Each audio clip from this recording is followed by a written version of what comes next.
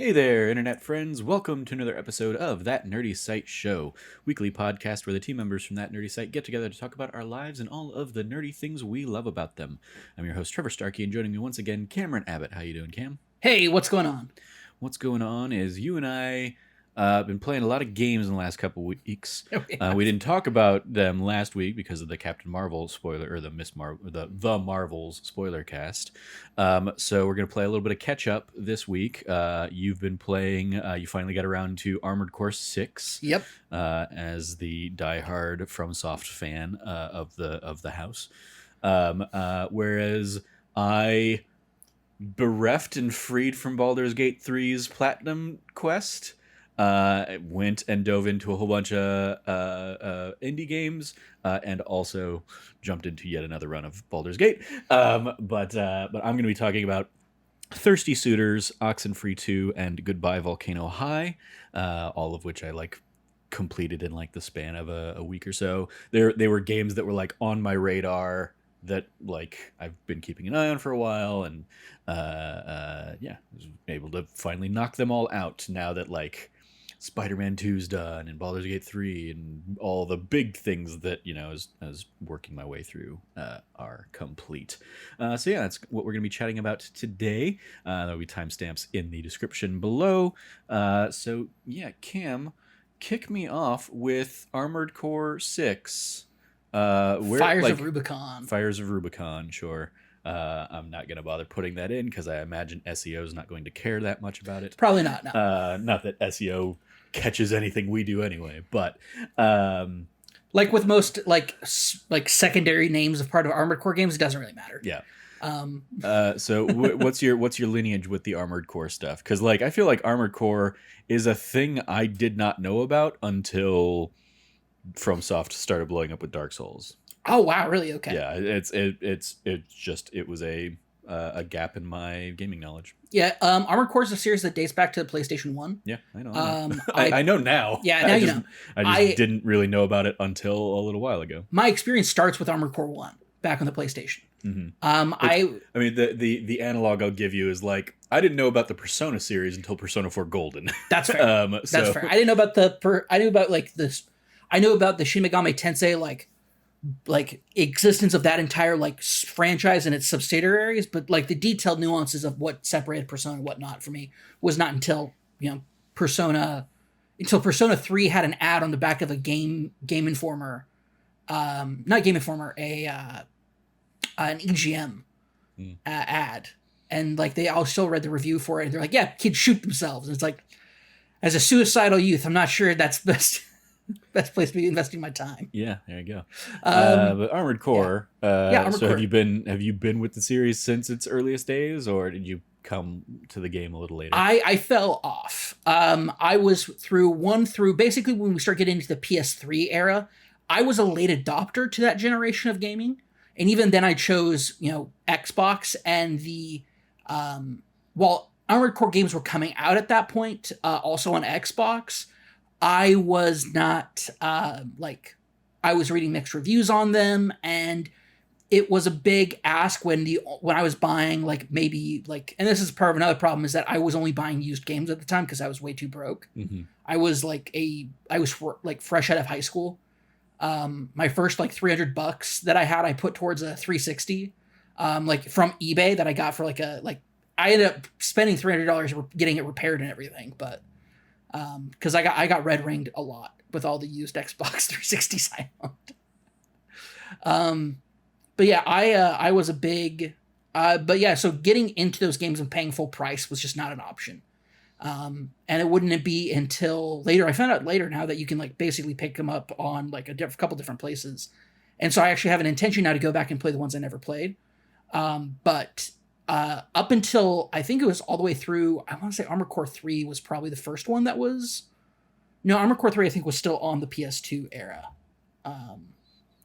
Double checking that real quick. Probably doesn't matter too much for the for the narrative of...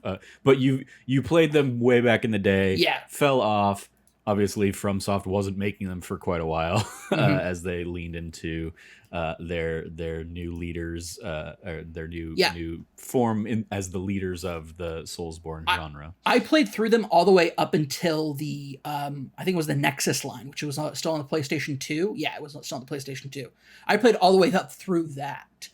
The Nexus had like a couple of games that came out, so I played through all of those. I'm a massive like giant robot fan. Whether it's mecha, like Japanese style mecha, or even like Western giant robot stuff, I've always just been a really big fan of it. Of course, it's way bigger in Japan. Pacific Rim. Pacific Rim. I was a day one watcher of Pacific Rim. I saw that movie in theaters 3 times. I loved it. Like I'm a big fan of the kaiju Godzilla stuff, and so like giant robots fit right into that. Power Rangers. I was a big Power Rangers kid. The idea that they had I almost call them Zoids, but the Megazords. The Megazords from Zordon. They were like such a massive part of like my childhood, and so like I'm massive, and like being at like 4th out of 5 kids, Megazord toys, like Power Ranger toys, were super expensive for the most part, and so it was a big deal if I got one. So what I'm hearing is you're the #1 Transformers fan in the house too. You love all those Michael Bay things. No, because I can't tell what the hell's going on when they're doing things. But they're giant robots. You love all giant robots. Yeah, but there's a science to giant robot like videography that Michael Bay has never gotten. Yeah, no, I'm just busting. Yeah, balls. I know. I am a fan of the first one. I think the first one still holds up. It's still pretty good. The rest of them, not so much. I like the soundtracks from the first few because I was a big Linkin Park fan. That's about it. But yeah, so I love Armored Core as a series. Armored Core, for people who don't know, is about the idea of like being somebody outside of a system of warfare. So basically third-party proxy wars. And it always is about like it used to take place on Earth. This is, I think, the first one. I think this might be the first one that takes place on like another planet. I might be wrong on that. But basically, like, the Armored Core series puts the planet Earth through hell. And just as any giant robot thing would. Like, well, I mean, it's not even giant robots. The real physics of Pacific Rim would be like, oh, that is causing earthquakes every time they step. That's destroying the atmosphere. The gravity that those things would have to kind of work against is absurd. Yeah.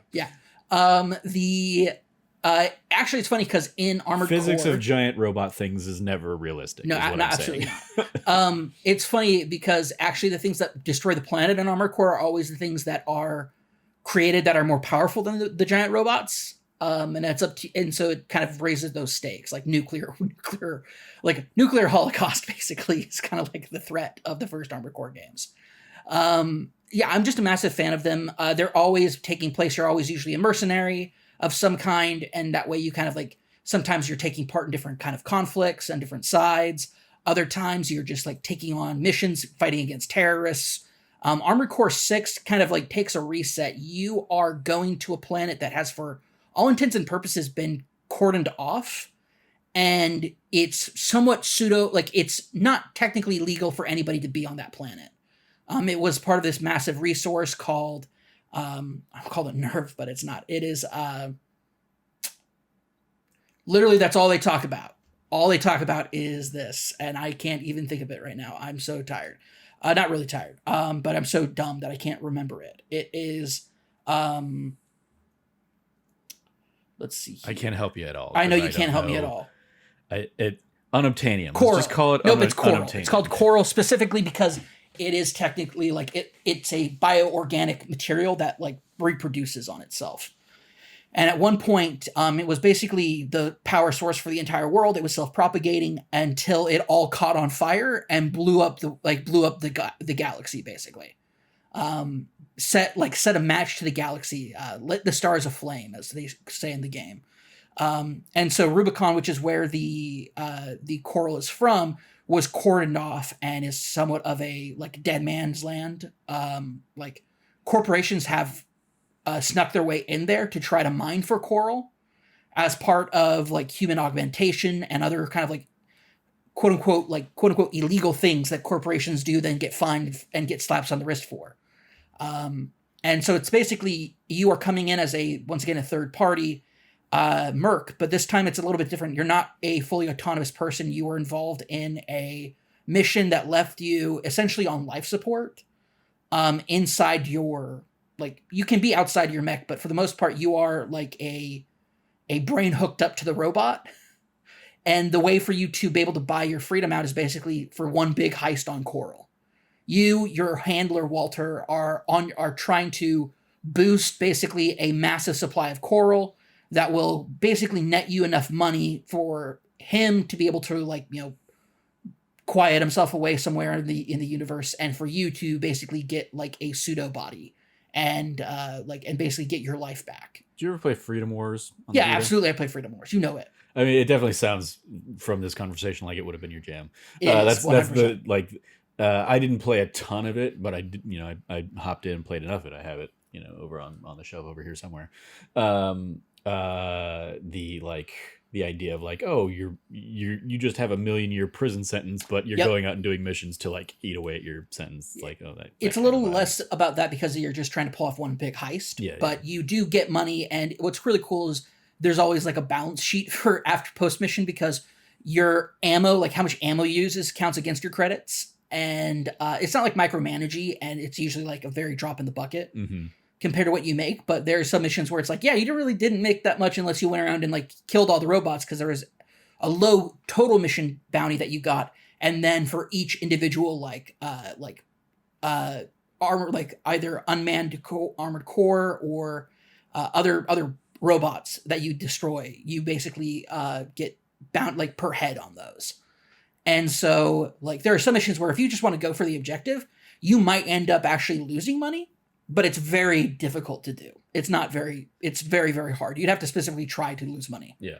But it's there to give you kind of like that. There is a reason why maybe you don't want to go full ballistic. You might want to go plasma. Hey, actually, ammunition does cost money, unlike every other game where you just have unlimited ammo, or you just find stuff in the ground everywhere. Yeah. So while the big cool Gatling guns sure look awesome, you are going to be paying through the nose on ammo.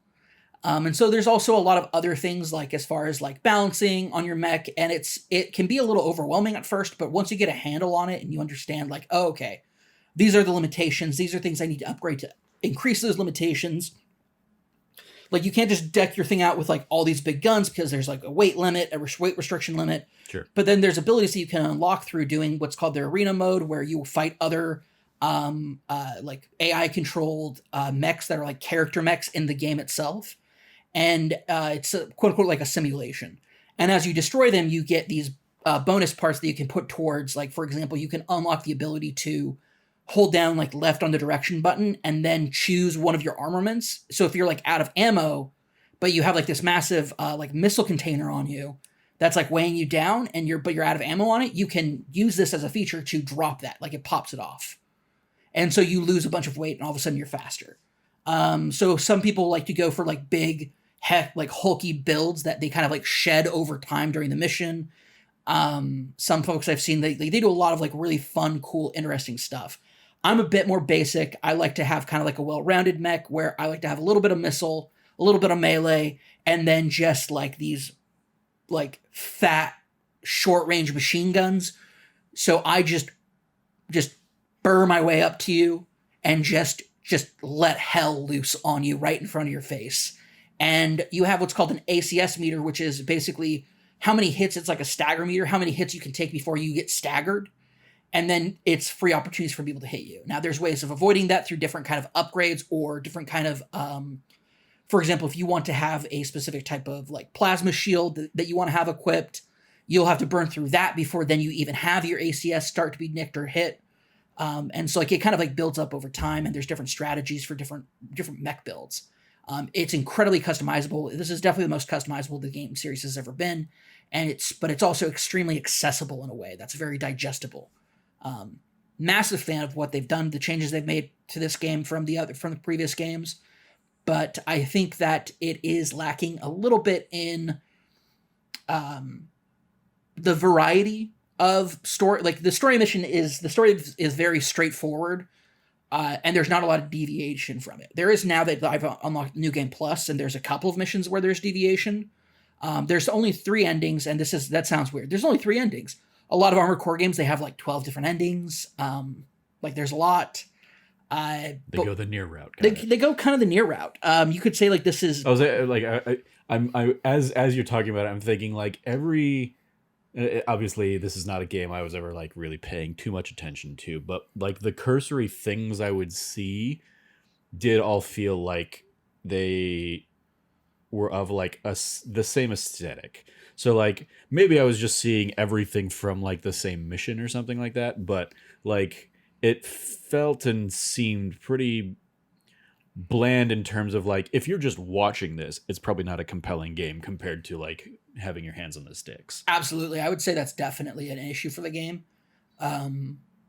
It's super fun to play.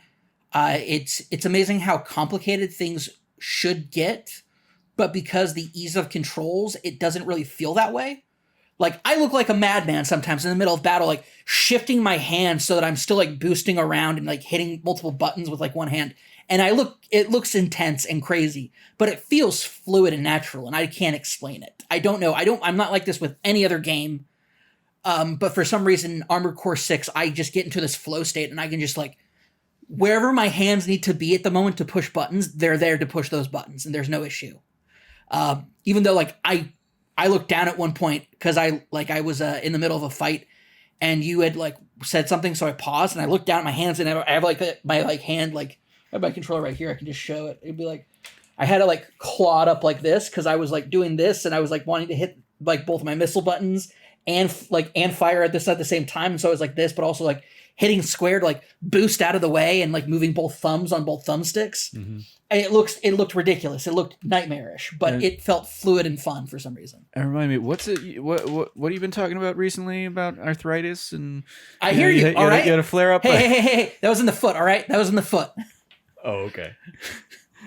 Not all arthritis is created. No, that was a concern.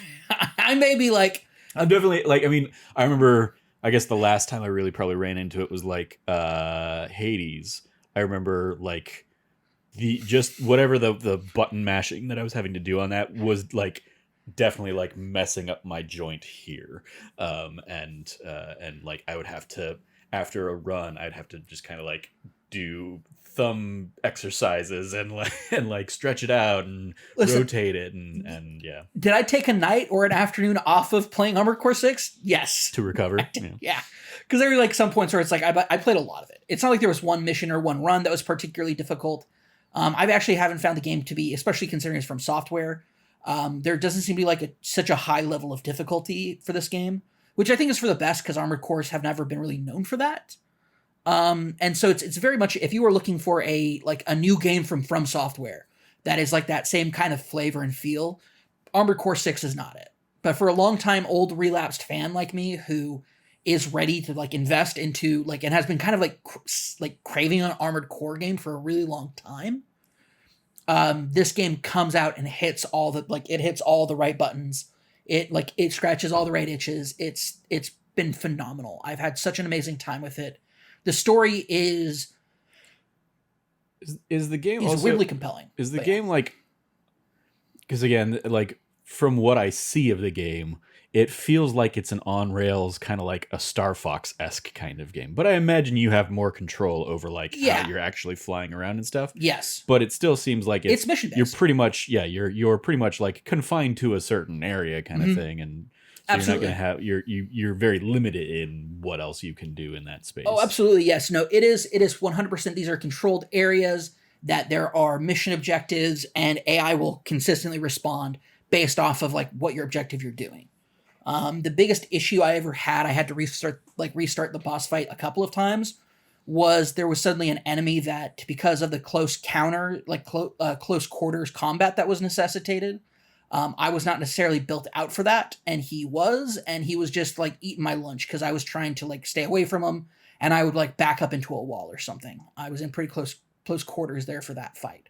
And then I just realized, oh, what I need to do is just like boost away from him and like boost backwards instead of side to side, and like boost up when I'm doing that as well. Like, because you can angle it. It's like piloting a plane or something. You can angle it so you're looking down, and so when you're boosting back and up, you boost back and up rather than just backwards. Yeah. And And I just realized if I did that, I could get out of the way of his swings on his plasma blade, and could like get out of the way of that.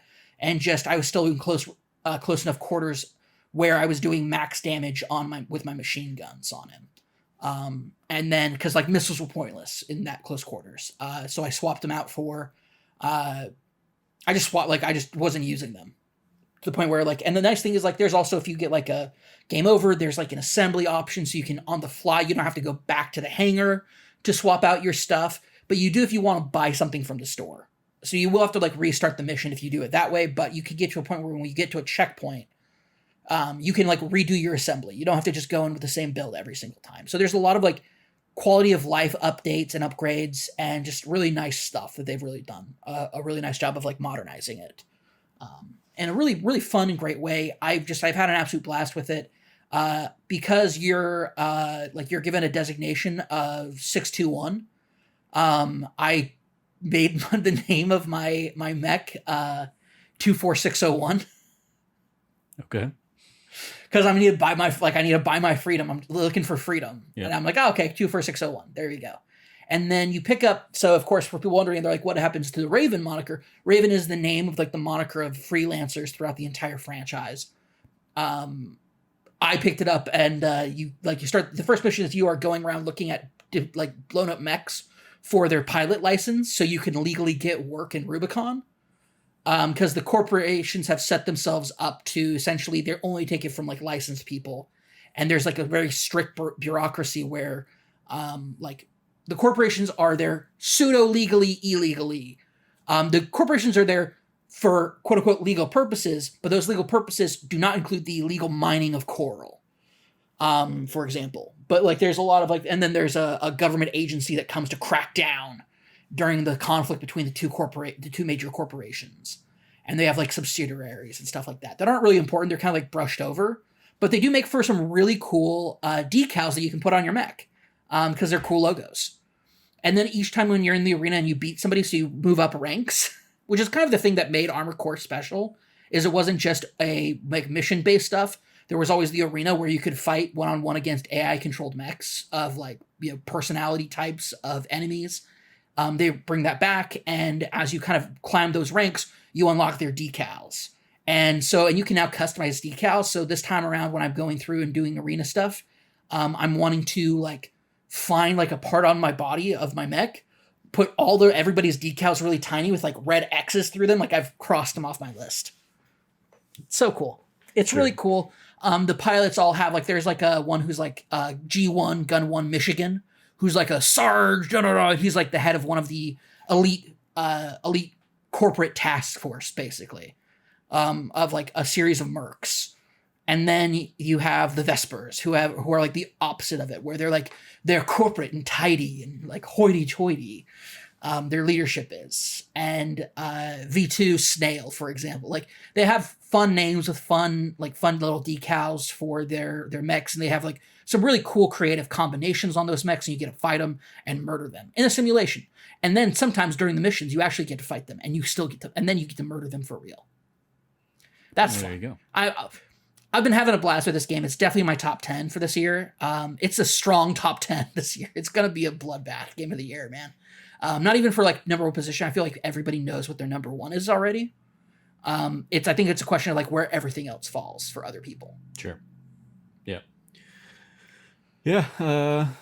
Cool. Any final thoughts on Armored Core 6 before we move on? You said you're basically in a New Game Plus now. Yep. Is it New Game Plus, or is it just like you're playing a second playthrough to get New Game Plus? It is, okay. You don't even have to select New Game Plus. You can, because replaying missions is unlocked from the beginning. Mm-hmm. So it is just full on like, hey, we're not even making you do the intro mission where we like do the training stuff. It's like you're starting off from when you get the Raven license, basically. And you're just kicking it off from there.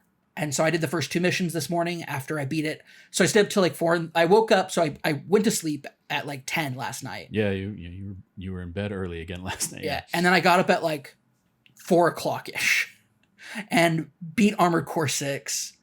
And then did the first 2 missions again, and then like started my day, basically. Took another nap, and then I'm good. Like, all right. We're here. Cool.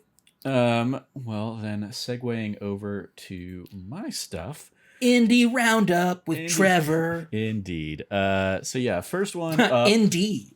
Yeah. First one up is Thirsty Suitors. This is a game from Outer Loop Games, published by Annapurna. Director Shandana Ekanayaki. Ekanot, I believe, is what he is on Twitter. He did Falcon Age prior to this, and I actually remember, like, I first got introduced to him on a PSVR game back when that I really enjoyed because it was like a black and white kind of game. Oh, like a monochrome game? No, like sorry, the lion's head black and white Oh, kind of thing. Of gotcha. like, Okay. it's a city builder, but you're God, and so you're kind of like, you are controlling, you move around the map by pulling yourself. But it was like cowboys and dinosaurs was That's awesome. was the vibe of it. And I was like, that was really cool. Like, I played it at a PSX back when those were still a thing. And then I really enjoyed it when I eventually had my own PSVR and stuff. So I've kind of been following him and his stuff since then. Falcon Age I picked up and enjoyed the little bit I played of it. It was another one that was like VR, but you could also play it in not VR. But it didn't like grab me in a way that I stuck with. But he's worked a lot with our friends over at Pop Agenda and stuff. Mm-hmm. So I kind of follow through those channels, and I've been just kind of enjoying and watching the development of this one for a while. I think I've done like a let's play of like the opening / demo that did a while back for like a Steam Fest or something. But Thirsty Suitors is effectively a South Asian Scott Pilgrim versus the world kind of vibe, in terms of you are playing Jala, who has returned to her home in, I want to say, like, in the Northwest. Timber Hills, I think, is the name of the town. It's a small little town kind of thing. Mm-hmm. Seattle or Washington or Oregon kind of area, I believe, is the vibe. You get that Pacific Northwest vibe. Yeah. But you basically returned home. You're early to mid 20s, and you left chasing a girl, kind of like in a bad relationship that has ended badly. So you're kind of coming home in part to own up to the mistakes of your past. That's this entire but also because your sister is about to get married. Mm-hmm. Your sister, who you do not meet until very, very late in the game, but is kind of introduced to you right from the jump because the narrator character that you talk to and that like breaks the fourth wall with you a lot is modeled after your sister. And like, so right out the gate, she's calling out the fact that you haven't talked to your sister in a while, but you've like made this whole construct based off of her, kind of thing. Oh my gosh. Okay. So there's that element. Gameplay is a mix of Jala is a skater, so there's a lot of like skateboarding mini game things. Hells yeah. And there's like basically like a couple little maps. Like there's a little town square that you go around, and you're gonna get like missions and kind of collectibles and fights, because it's also like a turn-based RPG.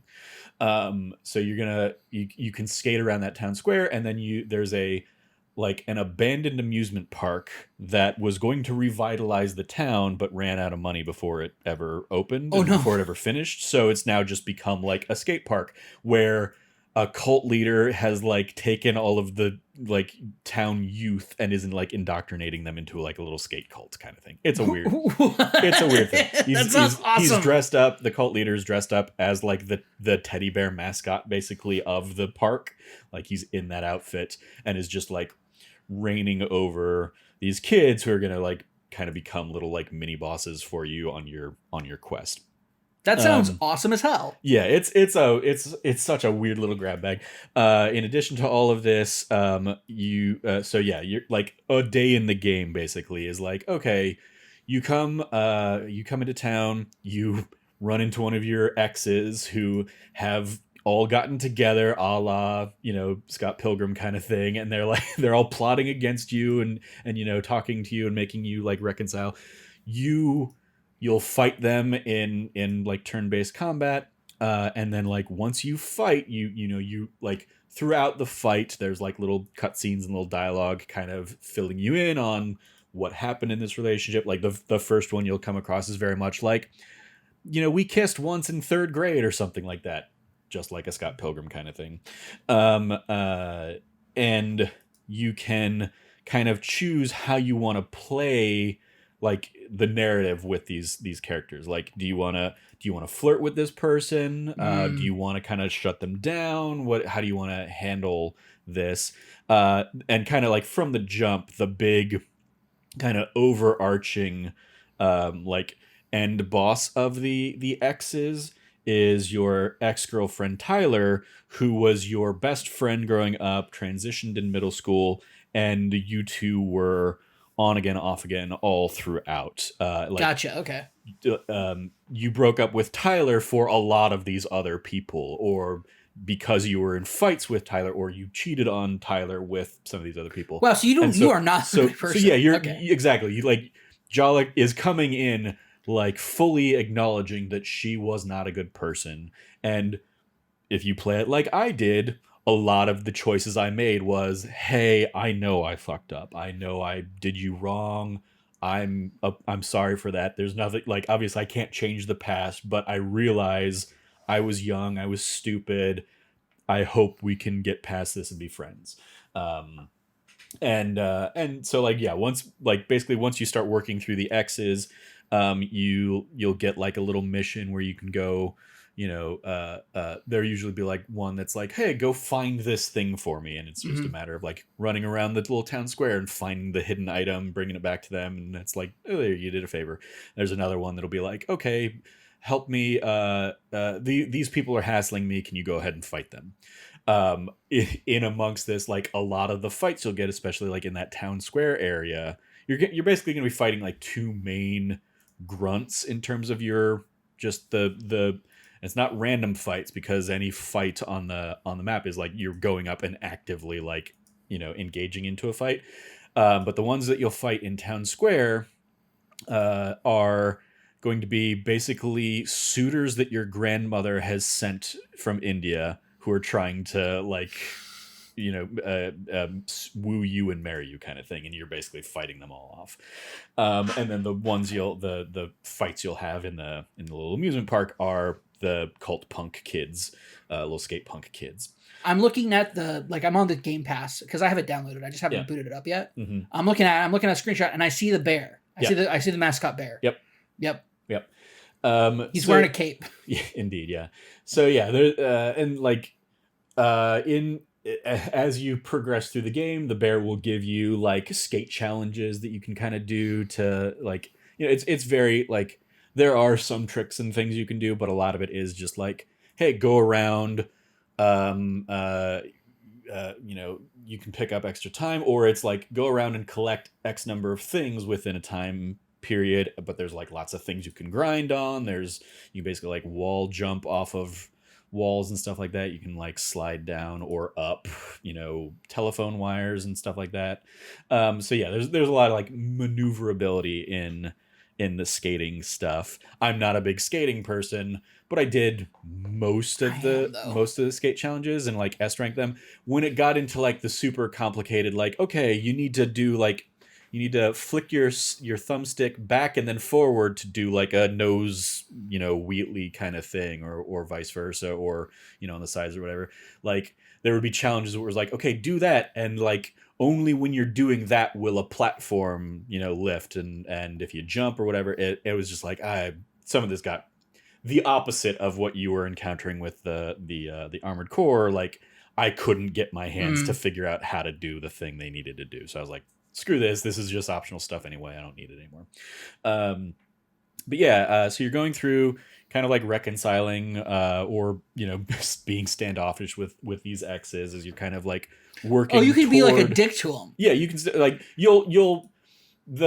every fight ends with like, okay, we're going to make up, and we're not going to be enemies anymore, but you can still very much be like, I'm not going to help you, like I still suck, you're, it wasn't me, it was you, kind of like you can still be a jerk and in the choices you make, and that'll all play into kind of like the ending Do little some of them deserve it though? Like epilogues you were get. some of them the I mean, problem? like, yeah, one of them in particular is very much like your story from the past was like you ran off with him to another town and had like a fun little, weekend adventure or something like that. And then he ditched you in that other town and you had to like call your folks to get a ride back kind of thing. Oh, so And that he's guy still sucks. he still absolutely sucks. Like there has Gotcha. been no growth to his character. Gotcha. So in it's like So hey, it's- I was being bad at the time, like I was not a good person, Mhm. but you still But suck. you also were bad and still are bad. Yeah. Gotcha. Um, I dig it. There's some nuance to it. You're not just the bad Yeah. guy. There's like some Yeah, nuances to the But relationship. I mean, like, dig yeah, it. each there. So in this, there are 6 instead of 7. Compared in the Scott Pilgrim comparison, and like each of them has a different flavor to what their deal was. Like the first one you will meet is like you were like his first love because of 3rd grade or whatever, and he never really got over that. But he's also Okay. dealing with like his own like family issues and Gotcha. stuff. So you're helping him out with like, Yeah. hey, was I like your bad ex? Yes, but we were kids, and Yeah. it's really you really just need my help as a person to help you with like your other Yeah. dilemma. Yeah. I dig that. Okay. Um, It's a journey about healing for some folks and just like acknowledging that some people won't change. Yeah. Cool. I dig it. I'm excited to hop into this. I think you'll have a lot of fun with it. I'm pretty stoked. A whole other aspect of the game. So yeah, kind of like a day in the game is like, okay, you go and talk to those exes, you do some fights, you try and progress through some of the like cultist stuff, because that you come back to town, you get like wrapped up in this cultist thing, and your ex Tyler is like an investigative reporter for the newspaper trying to get to the bottom of what the hell's going on there, and she can't get in, but because Jala is a skater and like the cultist like lets her kind of come in and hang out and like talk to the kids, you're kind of like at a an uneasy alliance with Tyler. Like you're still like, I feel like Tyler has every right to just be like, hey, you owe me. Tyler very much is the most standoffish one over the course of the game, and with good reason and stuff. And there's a lot of great like interactions over the course of the game between the two. But even also like Tyler interacting with other characters. And so you'll go do that. You'll do some skating, you'll do some fighting, and then kind of like each night ends and you go home and your dad's there watching TV on the couch, and you kind of like give him a little bit of like, here's what I did today, and then you fall asleep and he takes you upstairs, and then the day starts anew. And you can do like each morning I would take advantage of like the cooking mini game, where you're going to do a whole bunch of like quick time events where you're either going to cook like South Asian meals with your mom or your dad, depending on like which of them is the recipe kind of thing. But the recipe is going to be a handful of quick time events, where you are trying to balance the approval of how well you're making it, how well timed are you, like hitting all the prompts, and you're also going to be like juggling the heat level of the meal, and you can use heat to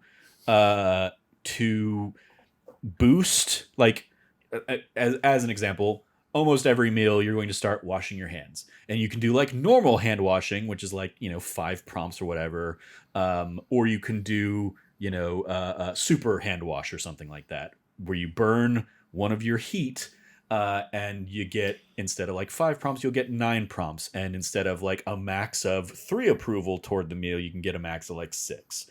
Okay. Or you can use heat to compliment your mom or your dad, and it'll spin a wheel of like, what's the reward going to be? You can compliment your mom, but she might not go for it because South Asian moms are crazy, kind of thing, is like the little dialogue flavor text that you're going to get. And you spin the wheel and you can get like a boost to the approval of the meal. So you can get like +3 approval just out the gate. Or you can get like, a bonus to heat. or you can get like a multiplier that's going to be good for a couple turns or something like that. Or you can lose stuff. Like if you use it, midway through the meal, you might get a -6 to the approval, and suddenly you've gone from like making a 3-star meal down to a 2-star meal. And so yeah, there's like fun little mechanics there. But like you make the meal, and I was good enough at the quick time event games that I always got 3 stars on them. But there were a couple that were very close. But the not only are you making the meal, and they do very fun, flashy, like all of the animations and stuff. It's like, okay, I'm washing my hands, so I wash my hand, but I also do like a flippy kind of like dramatic, over the top craziness and stuff like that. Okay. It's like, or I'm chopping something, so I grab the knife off the wall, I flip it up in the air, and I go pa pa pa pa pa, and I twirl it and stuff. Like it's very like flamboyant and showmany kind of. I dig it. I'm super into it. Fun for the quick time mini game things, and the things you cook also end up being like basically your items in the turn-based combat stuff. So I can make a meal that's going to give me health, or that's going to give me magic powers, or like my MP basically. And so there's like a nice little extra benefit to it. The turn-based stuff, it is largely, you've got like an attack, and your attack will do some damage, and it'll also like boost up your magic points. If you use you have your attack, you have a taunt, and you have your skills. Your taunt is using the Thirst Sona styles or something like that, where it's basically like you can use a thirsty taunt, where if the enemy is like weak against the thirsty status effect, they'll take a status effect and they'll be weak to the thirst element for a couple turns, or they'll be shocked, or like there's a shock, there's rage, there's thirst, there's like achievement, and then there's one other one that I'm forgetting in the moment. But basically, like the trick of the game is pretty much figure out what they're weak against, use that, and then you've got like a couple rounds where you can use the equivalent skill for some MP, and that skill will do extra damage. So you could use the skills kind of just outright, but if you're using the skill that they're weak against while they're already under that effect, so like if I use the thirsty taunt, which again is all like button prompt kind of driven, you'll do damage, but if you hit the button prompts right, you'll do more.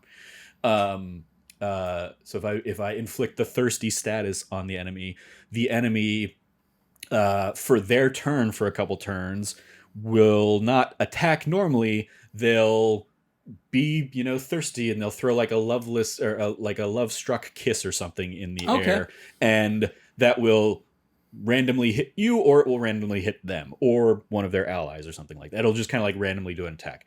There's like the shock, a status effect. They'll just be too shocked to act. They won't do anything. There's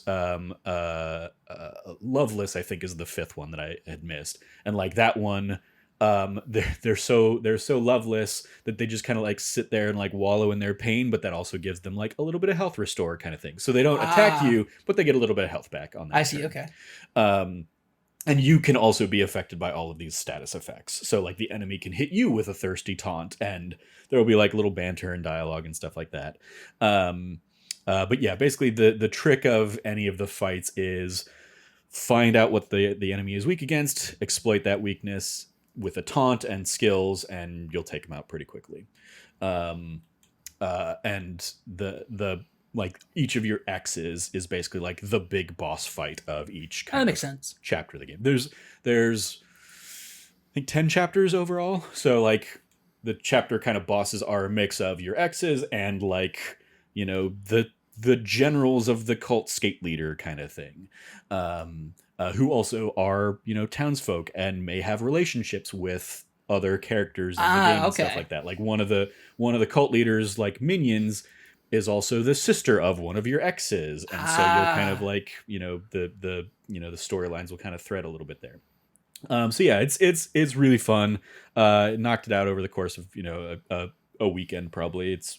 I'd say probably 12-ish hours, and that's like I wasn't actively trying to do everything, but I like if I look at my achievement score, it's like 910 out of the 1,000 achievement Yeah. things, and like the other ones I probably could have gotten if I'd like tried to do it.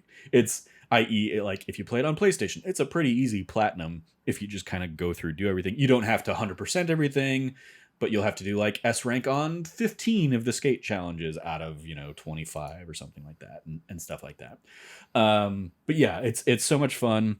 The writing is phenomenal, especially the relationship, because a lot of the stuff, a lot of the story is going to be you talking with your exes and kind of obviously progressing through that, but also like you pissed your family off when you left too, and Yep. and your parents are, I think your dad's Sri Lankan. I forget where they're from, but basically like South Asian, Southeast Asian, yeah. South Asian, specifically Specifically South Asian. Yeah. Gotcha. Okay. They Is that a thing in the game? no, but they called out. IGN basically said like, oh, the game takes, the game is pulling its Southeast Asian influences, and Eka was like, not hard to Google that this is South Asian, not Southeast Asian. So it's very much so. I could be wrong in the Sri Lankan. It's just like the wrong name is. No, you're probably but, right. But yeah, it's very much like it's lazy India, white. It's lazy white guy to say Southeast Asia as like a massive conglomeration of identities it's and cultures. Much more India, Pakistan is the culture that a lot of this and is so it's very from. specifically South Asian. Yeah, gotcha. Fair enough. Like, hey. Fair enough. If you, the creator, are out here saying, "Hey, let's be specific because that's important." Yeah, I hear that, and that's fine. So a lot of the dynamic is also the fact that like your parents emigrated here and were surprisingly accepting of your bisexuality when you end up coming out, kind of thing, and. But what's the struggle with that? And what's, like, how did that really impact them? And so there's a lot of like great, just conversational beats with your parents, especially, when your parents do kind of call you out for being shitty and leaving like you did and stuff. And like, we had to stay and pick up the pieces. Like, we didn't get to leave. We're still here. We still see all of these people. We still know Tyler. And like how do you think that made us feel, kind of thing. So you kind of like getting bombarded from a lot of things, but at the same time, like your parents love you, and you're like, the dad especially is like all-time great video game dad, and is he awesome? Like, okay, wonderful and supportive, and lots of goofy jokes and lots of funny little bits and banter, and so yeah, it's a really special, fun game, and we're recording this a couple days after Desi Quest has launched their D&D campaign that they kickstarted a while back. So it's a very fun month for Desi kind of South Asian stuff in the nerd sphere between Thirsty Suitors and Desi Quest on the TTRPG side of things. I think that's pretty much everything to really hit on this one. Lots of really cool things and ideas. There was like one or two elements that, like, when the game ends, I kind of found myself a little like underwhelmed in terms of like how something tied up or didn't tie up. But overall, like, the core relationships that Jala kind of like is trying to juggle and manage over the course of the game, I was very satisfied with like how all those play out, and yeah, like I said, the ending is very much like a, based on how you interact with these people, you're going to see like a different little, it's almost like Fallout 3 of like, the end scene is like, it's not even like here's a line of dialogue, it's like, here's a fragment of, here's how their story, is going to play out between these two characters, and here's like the image that's going to kind of go along with that. Cool. Okay. You kind of get to go through that with like each of the characters that you've really interacted with over the course of the game. So yeah, there's a lot of fun in there. So shout out to Thirsty Suitors. And yeah, it's Game Pass, so definitely check it out if any of this sounds appealing to you or of interest. Like I said, it's already installed. I just haven't gotten into it yet. Yeah. So next up for me is Oxenfree II. Did you ever play the first Oxenfree, Cameron? I got pretty into it initially, and then I hit a point in the game where I Just kind of fell off. I fell off of it pretty hard. Mm-hmm. And it's because I didn't like care for, like, it was going in a direction, and I'm like, there's a lot of choices that I need to make in this game, and I'm not really up for, like, I don't really see the clear consequences of a lot of those choices.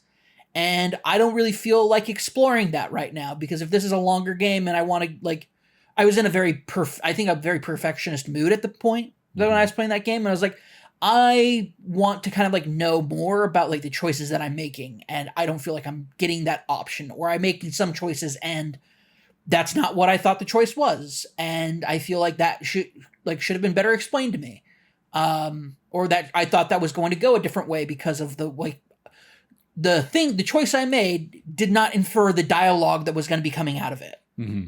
And that was a bit of a frustrating point for a couple of choices. Yeah, the dialogue is very much like you've got 3 speech bubbles above your head, and like you get a sliver of like what that's going to be, and you say one, it's like, oh, if that was the tone, I would have chosen something very different. Yeah, or the game is deliberately withholding specific information that makes what I'm saying now not okay. Like, oh, I'm being very lighthearted about this, and then they bring up a very difficult topic, and it's like, that is not at all what, like, if I had known that was the backstory for this character, I would not have brought that up. Sure, but your character might not have known that. Oh no, it was about the character's backstory. Oh, okay. I'm like, that's messed up. That like, that you don't get a breakdown. You get really thrown into the deep end right away with some of these characters and their relationships, and kind of sucks. Well, that's your feels on the original Oxenfree. Oxenfree II does not change any of that for you. Cool. So Oxenfree Is it the same 2, characters from Oxenfree 1? No, different characters. Okay. Sam Island? Some of them make an appearance. It is so. I would say for the bulk of the game, you are not on the island, but you are like the island is like in the background. You're on the mainland, and you are interacting with the island in a way through the things you're doing kind of in this game's location. But you do eventually or occasionally pop up on the island. And there is a little bit of crossover with like key events from the first game and even characters from the first game. But in this one, you are it takes place about 5 years after the events of the first game. And for those that didn't play the first game, you go to Edwards Island, which again is like in the northwest somewhere. It's an island off the coast that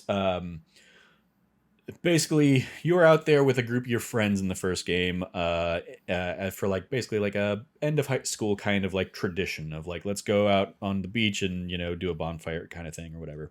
And over the course of that game, you play over the course of an evening, and you start encountering ghosts that are like interacting with like radio waves. You have like a little radio dial that you can tune, and you'll interact with those ghosts. The ghosts are from like a World War II era submarine nuclear accident kind of thing that are trying to like come through to the other side and wreak havoc. The game gets very timey-wimey, and like moments will happen where like characters will suddenly fall unconscious, or they'll slip into a different like they'll be possessed or something like that. Very spooky, but it's also like 2D side scroller and Telltale-esque in terms of like you'll be walking along and you'll get like as I said, 3 kind of like dialogue prompts above your head that you can choose which one you want to play out. In the first game, there's like a whole achievement / trophy for like saying nothing. So you just kind of let those dialogue options pass, and you just don't talk to anybody the entire night. And so this game is very much kind of in that same vein. But yes, 5 years later, you are playing as Riley, who is kind of a mid to late 20-something who's I think just come back to town. You've taken a job to do like weather anomaly kind of investigation. Basically, you're supposed to be going around and setting up weather equipment that very quickly gets tuned into the radio frequencies with the Edwards Island, stuff that's going on kind of across the bay. Your coworker Jacob, you kind of run into, and you walk through the cove over the course of the evening, going around setting up transponders at a certain few places over the island, kind of thing. But then all of this other stuff starts coming back into play. The same kind of ghosts are still trying to break through. They're trying to kind of mess with you, and this one plays more, I think, with some time elements where like a rift in time will open up, and that'll be how you like, oh, I need to get to the top of that cliff. The only way I could do that is, if I could get through the collapsed mine that's right here that collapsed, 70 years ago or something like that. Oh, how convenient that this rift in time is here that I can go into, and suddenly I'm in 1890 instead of, 2020 or something like that. And so then you kind of, make your way up and you pop back out in the present day kind of thing. But they used it as like a traversal mechanic kind of thing. It's still very similar in that like you're choosing your own narrative, but there's also a lot of extraneous stuff that you can completely easily miss or gloss over. In particular, like there you have both like a walkie-talkie kind of radio that you're talking to people on, but you also have like a let me tune to 104.7 kind of thing or whatever. And like some of that will be, okay, if I tune to like 88.1, the person on the line there is going to say, hey, call me on channel 4 if you're listening to this, and you'll have like a conversation with them. You can kind of like check in with that person then throughout the rest of the game, throughout the rest of the evening, because much like the first game, it's going to be broken out like as you kind of like enter new areas. You'll get like a 1 a.m., 2 a.m., 3 a.m. kind of like how time is passing on this island. It I will say it didn't grab me as much as the first one did. The first one I played multiple times. I tried and I got multiple endings. I got 1,000 Xbox achievement score when it came to PlayStation. I eventually picked it up on PlayStation and played it there, got the platinum there, especially because when they did that, they also like introduced a new ending to it. Because I will say, to your point, like none of the endings of the first game are good. Like they're like, even the good ending is a bad ending for your character kind of thing. Is it okay? I didn't beat it, so I don't know. Yeah, and the like extra ending that they added is still like a bad ending, but there's like hope that there could be a good ending kind of thing. Like, because it is very much like you're haunted and you get stuck in time loops, and what kind of time loop do you get stuck in? Do you get stuck in a time loop that like you completely unwrote your own future and you saved somebody from your past instead, or are you just now haunted and possessed by these ghosts or whatever? Okay, wow, okay. And this game very much has like similar vibes, and when you finish the game, you get kind of the like, here's how your choices compared to everybody else who's played the game kind of choices. And I was going through this and I was like, I don't know how I would have made that choice differently in some cases, where I was like, I don't even know that was a choice I made. That was just like how things played out, I guess. But yeah, I was not compelled to like immediately jump back in and play through to see like what I could do differently, or what other kinds of endings I could get on this one. I mean, there's this one very much has a very specific like ending point where it's like, okay, you can do a few very stark choices. One is very much like sacrifice yourself. One is like sacrifice somebody else, or one is leave and walk away and don't do anything and just kind of let mayhem take over. It's another one though that plays with like time and like the first game, where you kind of like the first game, I think you had kind of like flashbacks to moments in your past. This one has a little bit of that, but this also has like what you pretty quickly can kind of suss out are like flash forwards, where you're getting to see like possible futures. And so part of kind of the big choice at the end becomes like, okay, knowing what those possible futures are, do you give that all up, or do you still try and like make that happen somehow? Um, Still good. Still, great writing, great like characters that are very interesting. I just like I think there's a chunk of it that is the map in this one feels so big that, and there's like a lot of like walking around and backtracking. And part of it is like I played it in like a couple phases, so when I came back for like the second to like finish, I had kind of forgotten what I'd already done or like where things were, and so I did like probably a lot of unnecessary backtracking. And it's just like I wish I could just like fast travel back to like where I really need to like pick up the Mm-hmm. thread and kind of move forward. But instead it was like walking slowly through. Fortunately, like there's a lot of places where like the characters are still going to have dialogue to kind of like fill in backstory between their stuff, where they're going to, talk and banter and stuff. So it wasn't like backtracking in complete silence. There's a little bit of that, but the game definitely accounted for the fact that there is some backtracking. Um, and yeah, there was also a degree of, as much as I played the first game, I still didn't quite like. A lot of it was I played it, pretty much in one sitting kind of thing. So while I knew and like enjoyed the beats and stuff that I had in the time, they didn't last with me in Mm-hmm. if I played this game over a long span of time, Okay. or like I remember key moments, but I didn't remember like key character relationships or things like that. In the same way that like I probably remember key moments of Life is Strange, but I like if I went back and replayed those now, or like when I replayed them a year ago, there was a whole bunch that I'd completely forgotten about those games. So I imagine if I went back and played Oxenfree 1 now, I would have a little bit, better sense of what things were being referenced as I was playing through Oxenfree 2, especially later in the game where you do start seeing those kind of threads start to dovetail a little bit. Um, but yeah, it was good. I don't know if it'll end up making like my top 10, but that's largely because of just how amazing this year has been. But it was still a good fun experience. I don't think this was a Game Pass game. I think it was a like I picked it up because I really liked the first Oxenfree. Mm-hmm. And this is just me finally getting around and playing it.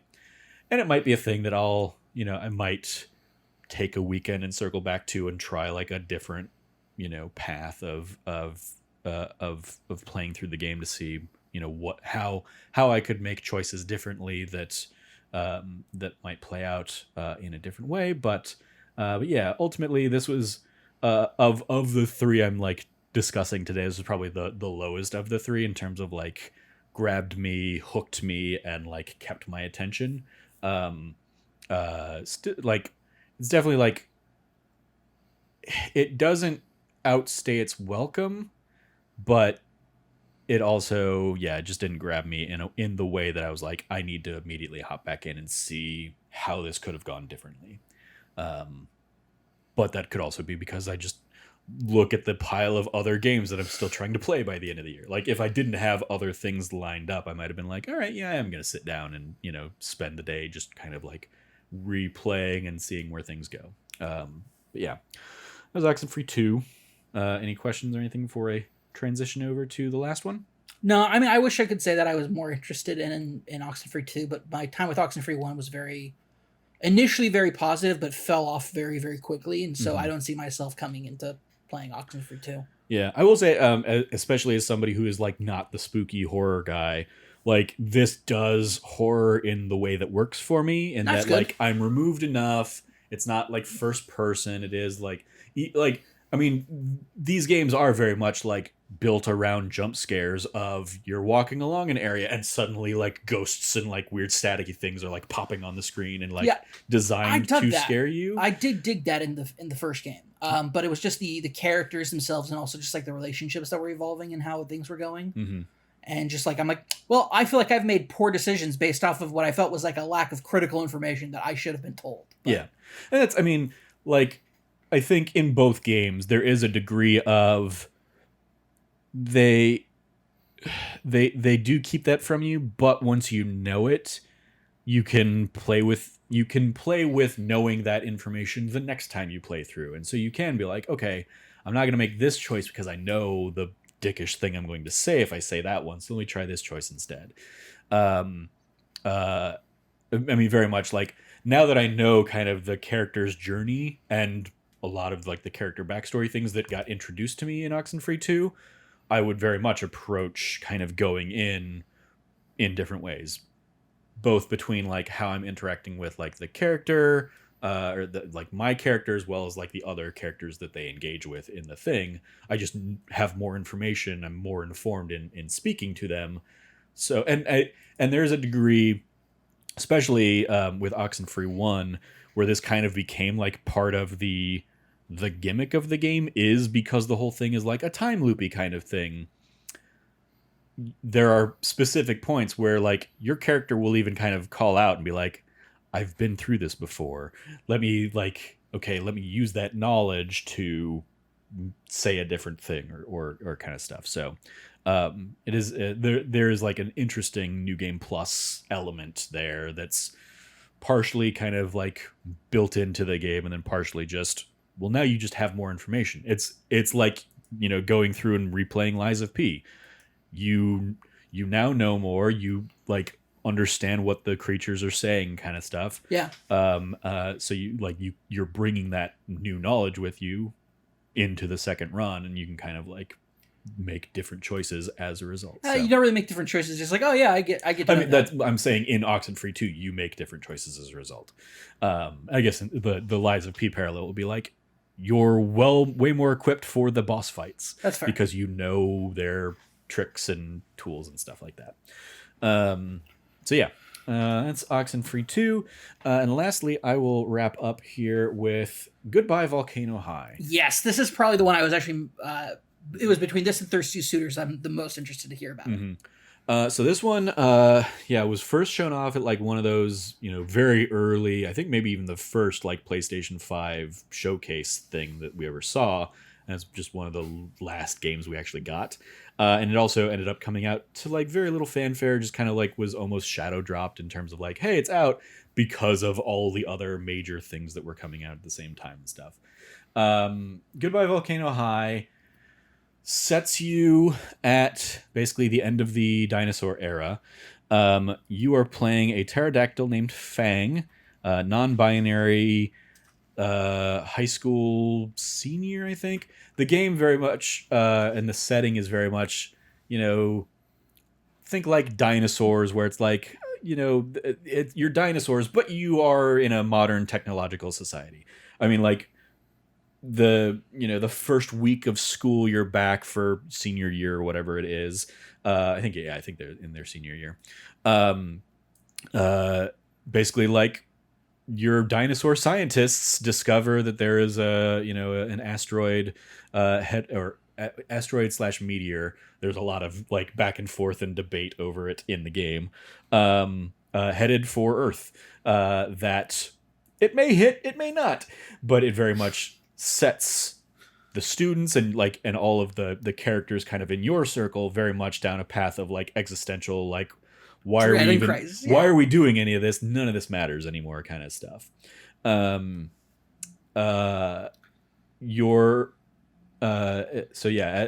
Fang, you kind of came out as non-binary, like in the near recent past. Mm-hmm. You're struggling with the fact that your folks, who are largely absent from, they've basically like gone. They've gone to Isla Nublar to like investigate some stuff or do some stuff for work. Are they like scientists or something? I don't know. They don't spend any time on that. They don't really like. They're definitely not enough of a focal point. It's very much like they're out of the picture, so that it's just you and your younger brother kind of there fending for yourselves. They occasionally video conference in and like Skype call and stuff like that, and then it becomes like when the world is nearing an end, kind of late in the game, it's very much like you're struggling with the fact that you may never see your parents again, kind of. Oh, gotcha. Okay. The realities of that situation. Like, they try to come home, but, you know, traffic is all being halted and stuff like that. But like your mom doesn't like she still uses your dead name. Oh and no. not in a like vindictive way, just in a Fuck up way. Yeah.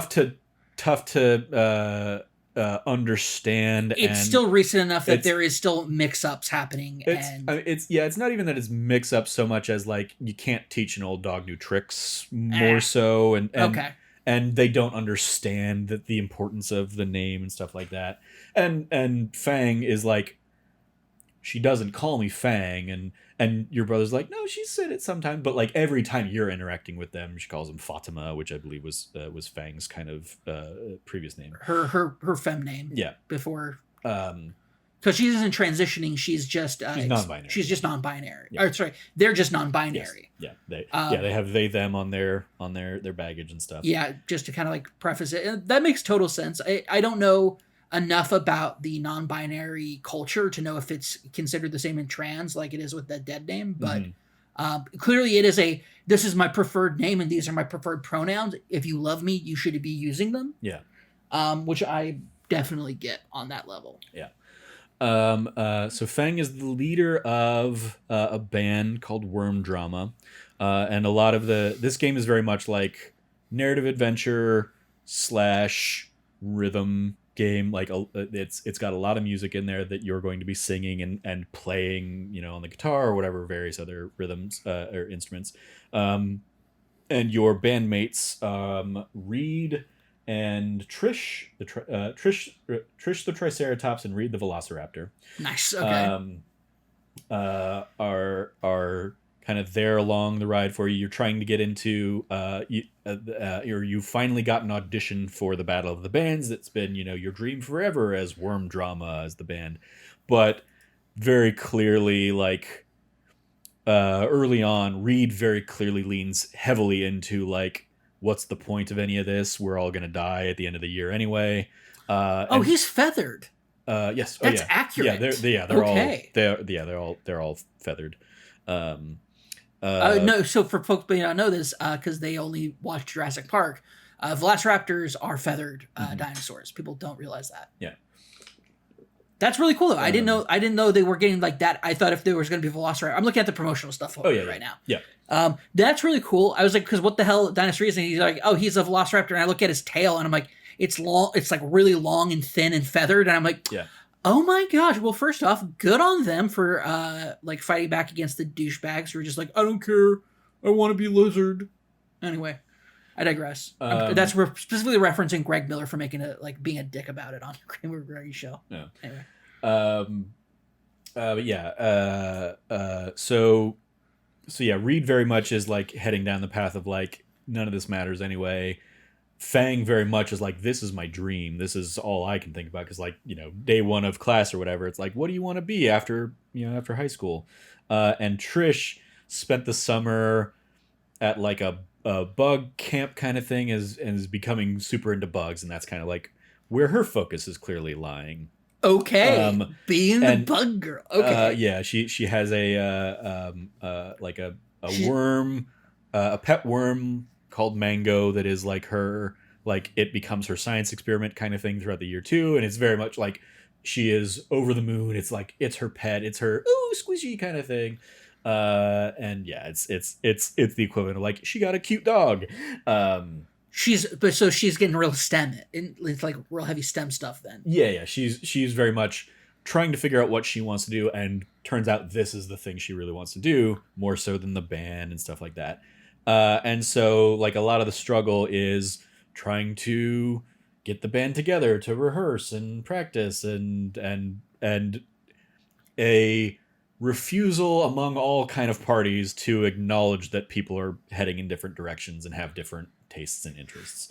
The world, like their personal lives are straining while there's this existential dread coming in, and that's so cool. Okay. Yeah. Sick. I'm loving it. There's also a significant element midway through / late into the game where Fang gets brought. You have like a few other friends and kind of your like friend group as well.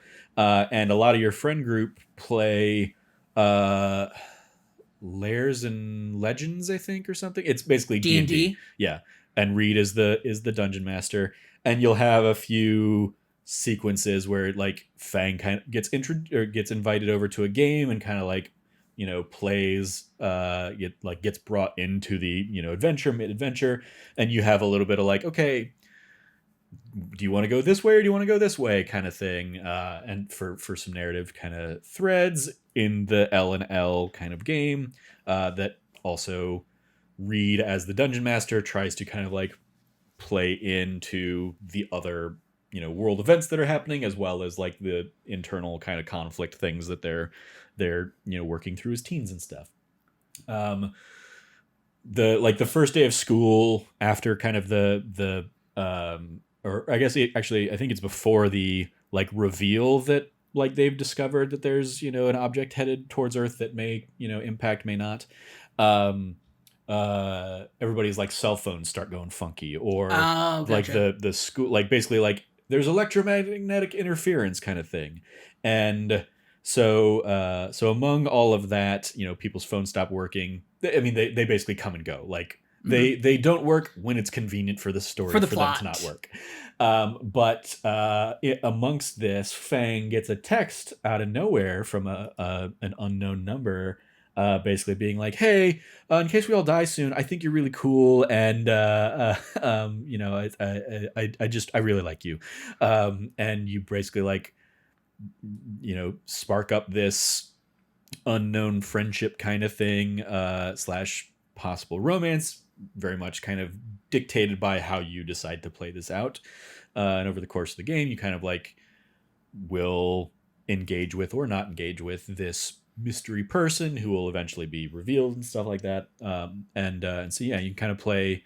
It's very much like choose your own narrative story kind of stuff.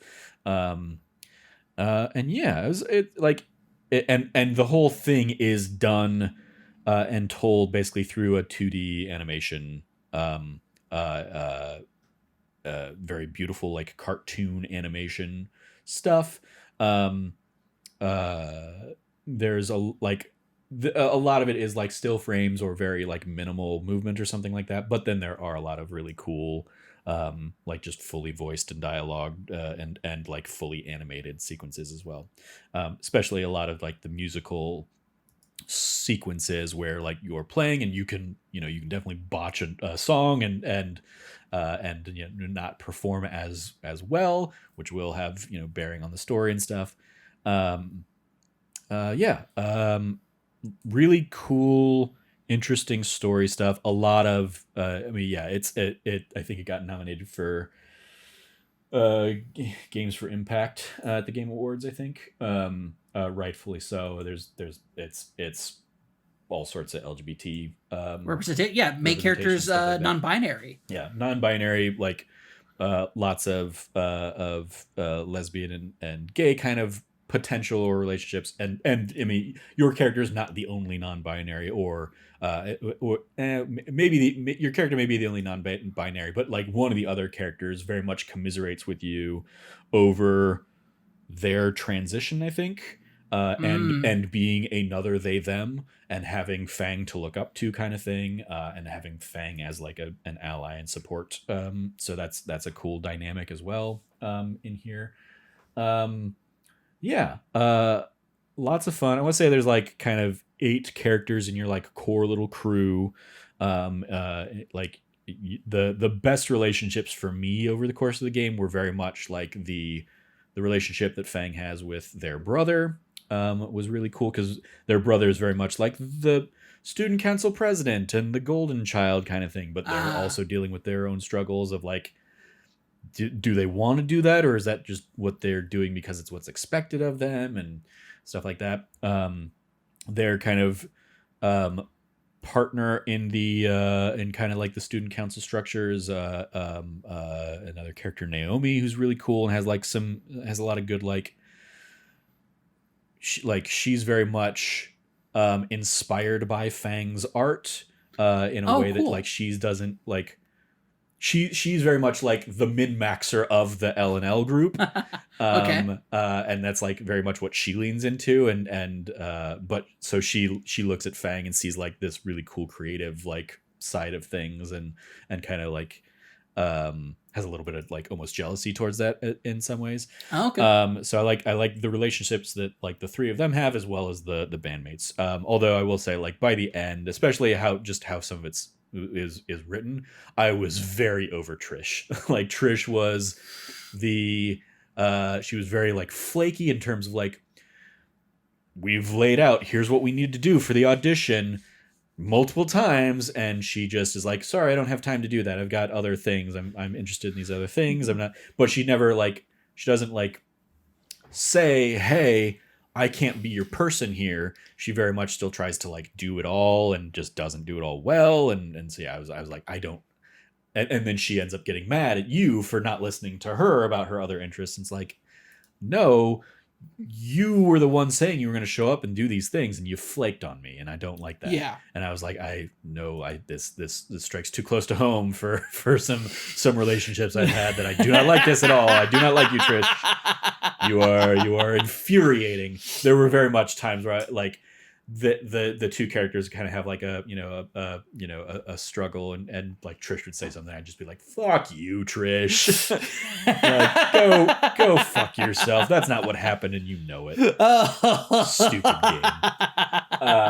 So credit to where it's due, like it got me engaged in some of these relationships, and then there were a few that I just didn't connect with or vibe with as much. They're, I mean, still interesting characters, but like, one of them is like doing tarot stuff, and I'm like, I don't care about tarot stuff. But I do. Sure.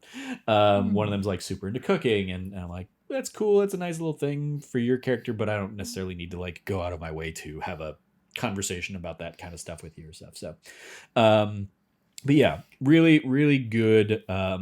It's a shame that like it did just kind of get like overshadowed by everything else that I think was coming out early this year. I mean, yeah, this is just a rough year for indies in general. There's a lot of big, heavy hitters coming out, unless you're like shining like a diamond as a special gem. Yeah. Being propped up by anything. I just think it's a really rough year for indies, which is why I'm really grateful for people like 6-1 Indie and a lot of other specifically indie outlets, specialized outlets. Yeah. I think like part of it, so yeah, this came out August 29th. Same day as Sea of Stars, 4 days after Armored Core 6. Right before all the big heavy September hits too. Exactly. Yeah. So yeah, it's a week before Baldur's Gate on PlayStation. So everybody was already just wrapped up in Baldur's Gate on PC at this point. Yeah, it's a week before Starfield. It very rough. much kind of got like just drowned out by and it was delayed too, wasn't it? It was delayed from like a summer release, I remember. Maybe I don't. It was supposed to be a summer release, and so like, but when people, I remember when it got delayed, people were like, "Oh no!" Yeah, I mean, it was very much like I like even when it was delayed, it was like delayed in like a blog post or something like that, and so it was like, oh, people didn't catch it. I mean, I remember like when it came out, a whole bunch of people being like amazed that it had come out because they hadn't heard anything about it in a while. So yeah, it's real good. I very much enjoyed my time with it. It's another one that like I could have easily like jumped in and like immediately tried to make some very different choices along the path kind of stuff. But ultimately, like the end point of the game is still going to be the same of like existential doom is here. But yeah, it's I kept having this moment. I won't say, whether or not the game kind of like plays with this, but I kept having this like almost like, are they going to play with this subversion that like The Good Dinosaur does, I think, where it's basically like the opening of The Good Dinosaur is like a meteor coming and about to hit, and then it just misses Earth. Yeah. And so it's like an alternate universe story where like, the meteor never hit kind of thing. And they do so much kind of setup and kind of like keep coming back to the idea of like, well, it might not hit us. Like, and at what point will we really know for sure if it's going to connect or not? And like these, philosophical studies that very much like we would have if we had the same kind of, notice today of like, okay, here's how much time we might have, and like, I mean, I feel like I see every few months, like NASA sees, object the size of a football field that may hit Earth in 3 years or something like that, or it may not. um so yeah. But really cool, great performances, great story, great characters, and yeah, lots of like great relationships and dynamics over the course of it. I will say the one of the like, I liked the songs. The songs all have like a very like indie rock kind of folk vibe to them. Okay.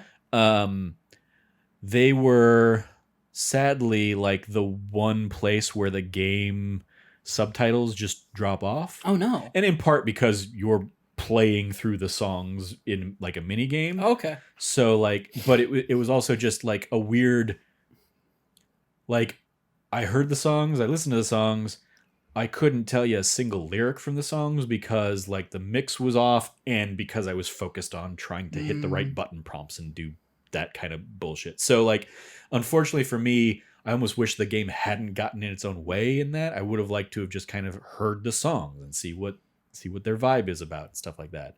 But like they were very like cool, mellow kind of stuff for the most part. But it was very much like whatever was actually being said, and if there's like, deeper meaning to the lyrics of those songs, over my head, because I was too focused on having the thumbsticks in the right place, or making sure I was hitting the right button prompt, or whatever I needed to do to try and 100% the song. And I will say, like, I did not like the rhythm mini games. Okay. It's a mix of, I didn't like, or it wasn't clear necessarily what the timing on some of these things was supposed to be. Okay. Mixed with it does the thing that like is the reason I hate like Persona 4 Dancing All Night on a big screen, is okay, the button prompts are over here on the far opposite sides of the screen, so I've got to like be very soft eyes and be like, but if I'm like focused on a thing, I'm going to miss, you're gonna miss another those, button prompt that I was supposed to do. And it happened multiple times. It was like, I didn't even see that was a thing I was supposed to be doing because I was too focused on these buttons here.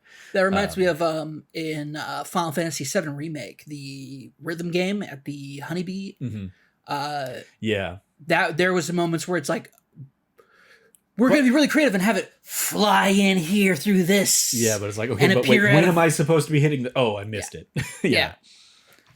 It's a bit brutal on that aspect of it. It's people wanting to be creative and cool and not just like, hey, let's keep it simple. Yeah.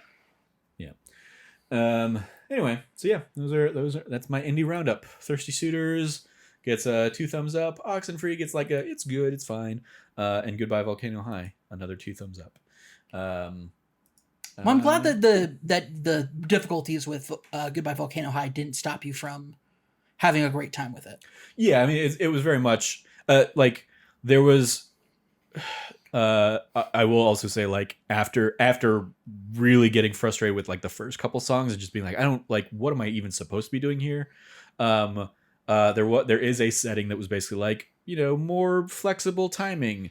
Gotcha. So that helped a little bit, but there was also just an element of like, oh, I just didn't understand one of the mechanics the first couple songs. Like it's a mix of 3 things basically. There's like your little thumbstick kind of like gauge is in the middle, and you're going to have like little buttons coming from top down, left right, and right left. So you've got basically like 3 little dots that are coming in, and the idea is like, you should be pointing the thumbstick in the direction of those things as they're coming in. So you might be holding it to the left as like a string of things come in from the left. But then as like some are coming from, above, you have to like flip it up. I was trying to do it so like I was matching the time of like when each of those was hitting. Mm-hmm. And in doing that, I was missing it because I was late or something like that. Whereas like if I just held to the left as the ones coming from the left came in, I got the points for those. So it was like a matter of like, oh, it's not like I'm not matching the timing on that. It's just having it in the right direction for that, because there's also like, okay, we're going to have like a circle come in on the X, and a circle come in on the triangle, and a circle come in on the circle. And then there's like a last one that's basically like, okay, a thing's going to come down on both sides, and when it lines up with the the button image on the bottom, you basically are pulling both your left and right thumbsticks down. So it was like it was just getting a better understanding, or a clearer understanding of what those mechanics were. And then once I did that, I was getting like 90+% on everything, and I know that because I got trophies for each of the each of the songs of like, you got 90+%. There you go. Yeah. And it's like none of them are like a score or anything like that, but it is like as you get correct responses or correct timings, there's like a little gauge on your little center wheel that is going up, and like if you miss, it basically like cuts down, and basically have to like rebuild the gauge up for like if there were a score, it'd be like, oh, you're getting like the combo meter kind of back up, but yeah, there's not a score to it. It was all just like abstract, and how well is the music tracking up with the song, I guess, and the lyrics and stuff. But yeah, fortunately, that did not keep me from enjoying the game's narrative throughout. And I will say also the Dungeons and Dragons lair and stuff is interesting, because I definitely got the feeling. I originally thought like, oh, even the dice rolls are scripted, but I was like, oh no, like there's like a trophy for getting a nat 20, and there's a trophy for getting a nat 1. Okay. I got the nat 20 trophy, but I never got the nat 1. So yeah, it did seem like, oh, those rolls are also random and will randomly affect the outcome of those little encounters and stuff. So that was a cool little vibe too. But yeah, well, that is going to do it for this episode. Thanks, Cam, for joining me to talk me through Armored Core 6 and listen to me discuss all of my indie roundup time. You can follow Cameron at Rev Cabot, 2 B's and 2 T's. Anything you want to give a shout out to there, Cam? Yeah, I mentioned earlier, I'll give another shout out. 6-1 Indie continue to just being one of the, if not the best, outlet and group for indie just promotion stuff. They just raised a bunch of money. Like they're doing a bunch of really cool things. Raised a bunch of money for charity. Yeah, they did Extra Life. They did Extra Life. Yeah. They're truly an incredible group of people. Just some of the best people out there.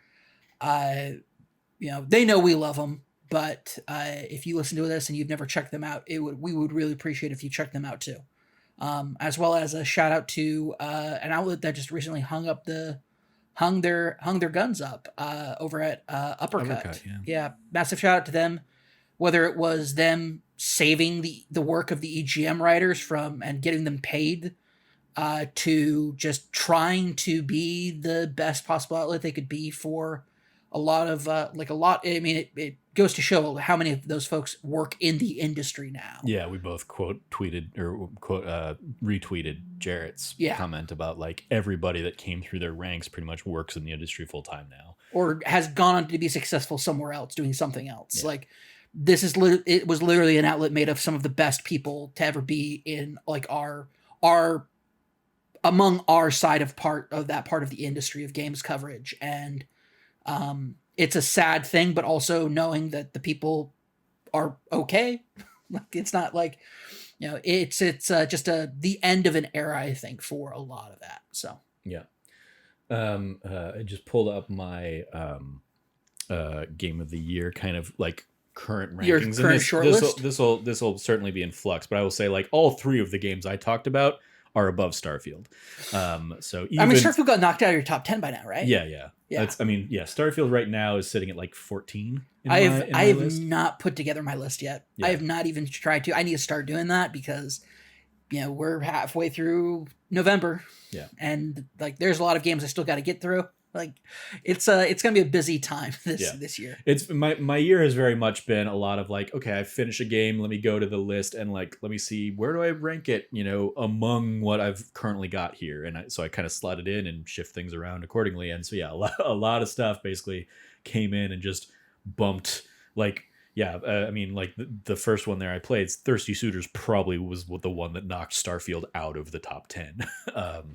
It's just been kind of getting bumped further and further back because and it could even the more I think about it after playing it and my time with it, I'm just like, I get more angry about how much of a disappointment it was. So it could just drop even further as I do like a final tally by year end. I still got to beat it. I'm pretty close to beating it. Yeah. But like, I mean, there's better games out right now that I want to play. Exactly. Playing another playthrough of Armored Core 6 is definitely higher on my list than finishing Starfield. Yeah. So, one I will say that I may talk about sometime in the future. But the other, like, I finished Goodbye Volcano High like a week and a half ago and have been playing WrestleQuest since then. Mhm. And WrestleQuest very much like has ended up being a far bigger game than I thought it was going to be. Like, so but also at the same time, I'm like, it's not. I've put in 20 hours into it, and I think it's like a 40 to 50 hour RPG. that's a big game. And I'm like, I don't know if it's doing enough. Oh, it doesn't have to. That is going to get me to want to actually finish it and see it out. So we'll see. But I think that's kind of like where I'm at too with Starfield is like very big and on a lot of levels like impressive and things that I really liked about it, but I just don't think it has the legs to finish for me to finish the journey at this point. Like it's a good enough year for games where your game just can't be okay. Yeah. Like to make it worthwhile. I need to put more time into Sea of Stars still. Also, I now need to play the Messenger because now apparently there's like, when you described like its ties to the Messenger, I was like, I have no idea what the Messenger even is at this point. You will be perfectly fine if you don't play the Messenger. It's very much like you'll get a little bit more out of it and you'll have a fun time with some references if you play the Messenger. But Sea of Stars is very much like it stands on its own just fine without the Messenger. Yeah, you're not, especially like, I mean, wildly different game styles anyway. Again, like Messenger, as I talked about a couple weeks ago, like Messenger is a Ninja Gaiden-esque side-scrolling action game. This is a turn-based RPG a la Super Mario RPG or Chrono Trigger kind of thing. So yeah, you do not need to play the Messenger. You'll have like a few fun little like, oh, look at that, or oh, I remember this song from the first game kind of thing because I'm in this area now. But if you don't have that context, you're still gonna have a good time. I hope. Yeah. You can follow me at Trevor J. Starkey on Twitter. I will give a shout out to our Let's Plays Tuesdays and Thursdays, as well as I did a Let's Play over the weekend, a bonus one of my first hour and change of Super Mario RPG, the remake that we got just this last week. So yeah, go check out all of that fun stuff. And Jeez, yeah, I gotta play that game. I've never played it before, so. Oh, there you go. Yeah, that's definitely a thing for you too. I'll need to bust out my little SNES like 8-bit bro like wireless controller for the Switch. I mean, you can. It was a 16. It was a Super Nintendo game, so no, you'll be missing a few buttons. SNES. Oh, okay. Sorry, SNES. You said NES 8-bit. Oh, sorry, I meant SNES. No, 8-bit. 8-bit Dough is the company. Is the company Gotcha. who made it? Yes, it is an SNES controller though. Gotcha. The pink and the like lilac and purple button one, because they also make like a like red and yellow button one. Yeah, the red, yellow, green, and blue. Yep. Cool. Yeah, go check out all the Let's Plays, youtube.com/thatnerdysite. Yeah, we've also still got Baldur's Gate ongoing as I'm probably within the last 10 episodes of that one. Last episode. So it's we're going into the new year. Longest series for sure. Yeah. Yeah, I think when all's told, it'll probably be like 37, 38 episodes. So yeah, I think it'll probably just go a little bit past Skyrim. Yeah. You follow all of us over at That Nerdy Site or go to thatnerdysite.com for all the latest from us. Once again, if you liked what you heard, please rate, review, like, subscribe, share the podcast with your friends, all that fun stuff. And I said that once again, but I think I skipped over that section at the top of the episode. So for the first time, if you like what you heard, please rate, review, like, subscribe, share the podcast, ring the notification bells, all that stuff. Thank you for listening. As always, stay nerdy and be good to each other.